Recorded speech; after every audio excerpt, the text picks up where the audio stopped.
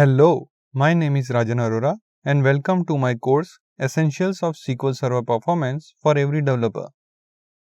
You are watching the video of Module 2 Analyzing SQL Statements for Performance, Part 4 Getting Execution Statistics for a SQL Statement. If you are new to this course, please start it from the course introduction video for better understanding. Thank you. Another technique that you will find useful is to use the set statistics commands in Management Studio so that you can get detailed I/O and CPU statistics about the statements being run.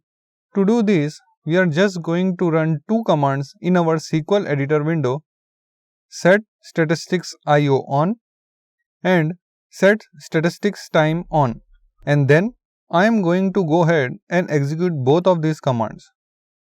So now, when I run a statement, I am going to get some detailed information back in the Messages tab down here in the bottom in the result pane. So just to be clear, to get this detailed CPU and I/O data back, you do need to actually execute your statement.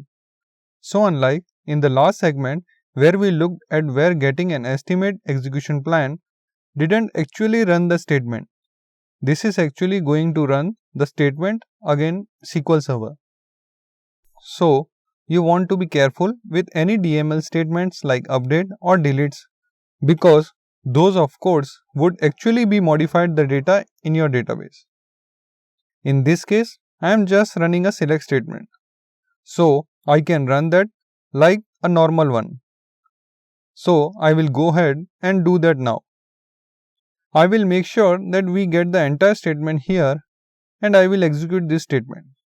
So now you see that here is our results, and that actually did run a little bit quicker. And so the reason that ran quicker is because SQL Server actually has cached the data that this query needs in memory. But as we are going to see, if we click over here on the Message tab, this statement is still pretty inefficient. So there are some tuning opportunities present there. So let's take a look at that. So the first set of items, which is right here, tells us how long SQL Server took to create an execution plan for our statement. Remember the last part where we talk about that when SQL Server gets a SQL statement submitted, it has to break the statements up into the individual operations that is going to run. And this is the amount of time that it took. In this case, SQL Server already has an execution plan cached in memory that it would use. So this actually didn't take any time at all in this case. Next, we have some I/O information for the database objects SQL Server has to read in order to process our statement. As we see, there were three tables in this case that data needed to be read from. And the important number that we want to pay attention to here are these logical reads. A logical read is when SQL Server has to read a page either from memory or disk in order to process the statement. So it really helps to indicate how much data is having to be processed in order to run the statement. We see here that the course enrollments table, that was over 12,000 logical reads that had to occur. And this is because, as we saw in the last segment, SQL Server is reading the entire table to find the data that we need.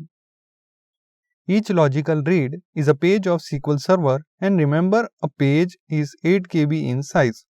So 12,000 times 8 KB, we can see that's quite a bit of data that SQL Server is having to process through here.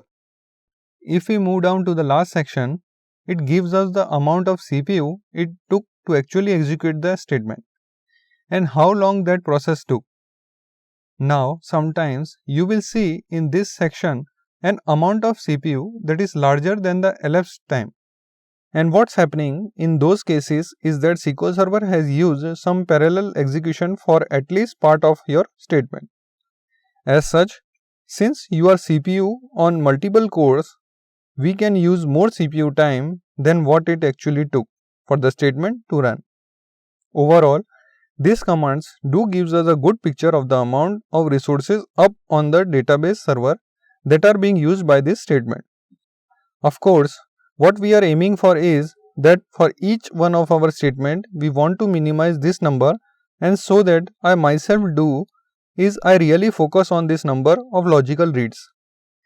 A high number of logical reads often indicates a statement is inefficient because it's reading a bunch of data that ultimately it's going to filter out and throw away in some other operation in the statement. I also find that when you are reading a lot of data in terms of a lot of logical reads, that tends to consume a lot of CPU, and ultimately those statements take longer to process. So between the execution plan we saw in the last part and this execution statistic, we have a pretty good idea of what's going on in this statement.